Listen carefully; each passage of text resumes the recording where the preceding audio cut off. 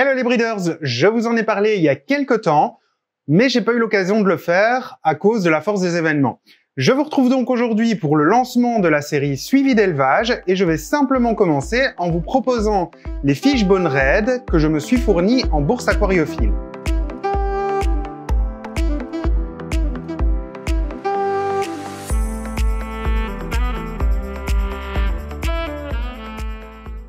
Dans le courant du début du mois de juillet, je me suis rendu dans une bourse aquariophile du côté de Floref et je cherchais pas spécialement à acheter quoi que ce soit, mais j'ai rencontré Paul, un éleveur de crevettes, qui m'a donné quelques petits conseils, mais qui m'a également permis d'aller à sa rencontre pour nous partager ses 15 ans d'expérience, ainsi que de répondre à quelques-unes de vos questions. Avant de poursuivre cette vidéo, je vais tout d'abord commencer par vous partager le conseil avisé que Paul m'a donné en termes d'acclimatation.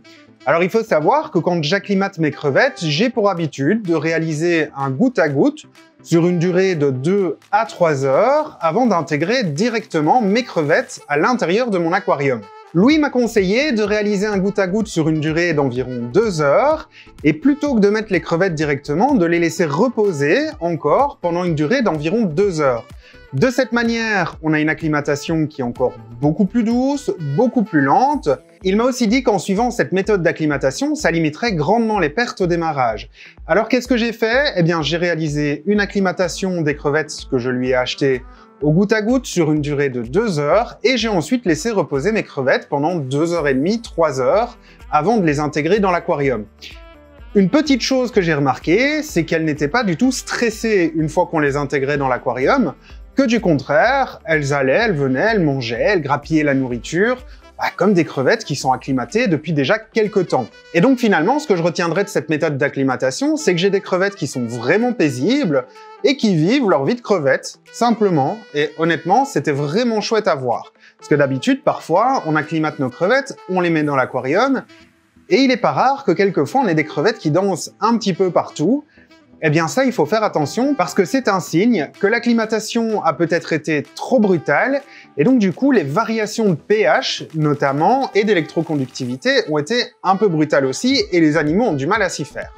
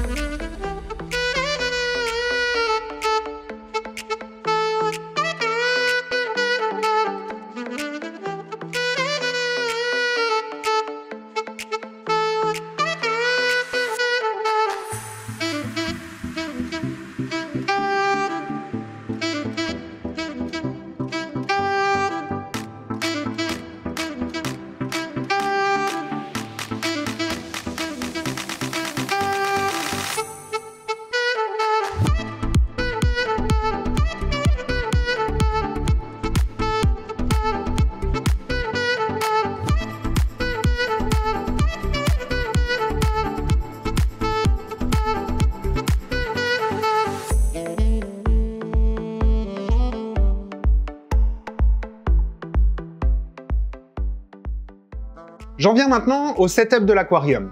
J'ai installé mes fishbones dans un bac avec un substrat de sol Akadama. Alors simplement, j'avais envie de recréer, quand je dis j'avais envie de recréer, il me restait un bac avec de l'Akadama, issu de mes précédentes Crystal Red que j'ai déplacé vers un volume de 100 litres parce que j'ai eu énormément de reproduction. Et donc il me restait ce bac de 30 litres avec de l'Akadama. C'est également un excellent choix dans ce cas-ci parce que Paul maintient toutes ses crevettes sur de l'Akadama. On en verra un petit peu plus dans la vidéo de dimanche parce que lui préfère l'Akadama qui est un excellent substrat de sol. et qui a de très bonnes propriétés de sol technique. Et puis, comme vous le savez, j'aime maintenir les crevettes que j'achète dans un environnement assez proche, donc c'est-à-dire avec des paramètres qui sont calqués sur les paramètres de l'éleveur auquel j'achète mes crevettes. Dans ce bac-ci, j'ai donc un pH de 6,5, un KH de 2, une température aux alentours de 23 degrés et une électroconductivité aux alentours de 250, entre 245 et 270 microsiemens. Voilà, ça dépend un petit peu du moment où je la prends. Quand j'ai de l'évaporation, elle est plus haute. Quand je viens de faire mon changement d'eau en ayant compensé cette évaporation, elle est un petit peu plus basse. Mais la vitesse de croisière, si je peux dire ça comme ça, de l'électroconductivité, enfin plutôt la valeur de croisière, c'est 250 microsiemens. Il s'agit d'un setup avec une fine couche de substrat. On est vraiment sur quelque chose de très fin pour que les crevettes puissent aller nettoyer la vitre de fond de l'aquarium et y trouver de la nourriture.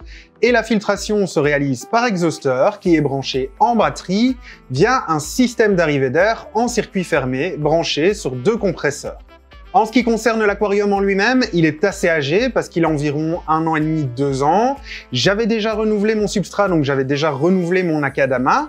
Et donc c'est un bac qui est très bien cyclé, qui contient de la microfaune, qui contient du biofilm. Je me suis permis de rajouter un petit peu de sol technique de type Ada Amazonia version 2. Comme vous pouvez le voir, j'ai utilisé une de mes précédentes astuces afin d'enrichir un petit peu l'environnement et de rebooster un petit peu les paramètres d'eau pour une plus longue durée. Comme je vous ai dit, le bac était assez vieux et c'était avant mes Crystal Red qui étaient dedans. Chose qui était assez intéressante, c'est qu'en bourse aquariophile, on a l'opportunité, alors je sais pas si c'est comme ça partout, mais en tout cas ici, j'ai eu l'opportunité de sélectionner les crevettes dont j'avais envie. Donc j'ai pris des fishbones, évidemment, j'ai pris différents motifs et différents patrons afin d'avoir un maximum de choses pour pouvoir sélectionner par la suite. Sachant que Paul m'a dit que c'est une souche qui n'avait jamais été croisée avec une autre souche et qui était relativement stable. Là où j'ai une petite interrogation quand même, c'est que la dénomination c'est Tahiti Bee Fishbone Red. Alors je m'interroge simplement parce que la Tahiti Bee en tant que telle, on va avoir éventuellement le patron Pinto. Donc je le rappelle, le patron Pinto c'est un nom commercial qui désigne une crevette Tahiti Bee. Mais par contre, on n'aura pas ce fameux backline. Éventuellement, on aura le motif zebra, éventuellement le zebra spotted head, mais on n'aura pas la backline. Le motif backline, c'est quelque chose qu'on retrouve avec des crevettes qui, au départ, ont été hybridées avec des crevettes du genre Serrata. Donc, simplement, c'est ce qu'on va appeler les Tang Thai. Donc ici, je me pose un petit peu la question de savoir, finalement, est-ce que c'est vraiment de la Tahiti Bee ou est-ce que c'est de la Tang Thai et que c'est une erreur de dénomination? Bien qu'en soi, on ne puisse pas à proprement parler d'erreur, étant donné que dans les crevettes du genre Serrata, si je prends la tangerine par exemple, on appelle ça souvent une tangerine tiger. Un peu à tort, mais c'est comme ça qu'on l'appelle. Donc je poserai la question à Paul et on va voir un petit peu ce que lui me dit, ce que lui m'explique. Et probablement que sur ce point, je me trompe un petit peu. En ce qui concerne les crevettes, ça fait environ 2 semaines qu'elles sont dans leur aquarium. J'ai peuplé l'aquarium pour commencer avec 5 crevettes, simplement parce qu'en bourse, on payait en liquide et j'avais pas assez d'argent sur moi. Donc je vais lui racheter 5 crevettes, et puis on verra. Normalement, si je prends en compte l'âge de l'aquarium, l'âge des crevettes, je devrais avoir, d'ici 1 mois, les premières reproductions. C'est d'ailleurs ce qu'on suivra dans la suite de cette série de vidéos. Donc on va pas seulement parler des fishbones, on va parler de chacune de mes variétés, mais on verra l'évolution des naissances, les sélections, alors les croisements pour certaines autres variétés, donc ça c'est prévu en stock, mais on verra un petit peu tout ça. Bah finalement, ce que je suis en train de vous annoncer, c'est cette fameuse série suivi d'élevage pour suivre en temps réel les reproductions, les sélections, les hybridations et j'en passe qui se passent dans ma Shrimp Room. Je vous la proposerai chaque mercredi à 16 h et puis on verra un petit peu comment les choses évoluent et voir ce que je peux proposer d'autre. En attendant, je suis super heureux de pouvoir vous la proposer enfin, si je peux dire ça. Et bien là-dessus, si tu découvres la chaîne et que la vidéo t'a plu, n'hésite pas à la liker, à t'abonner à la chaîne et activer les notifications pour ne rien rater.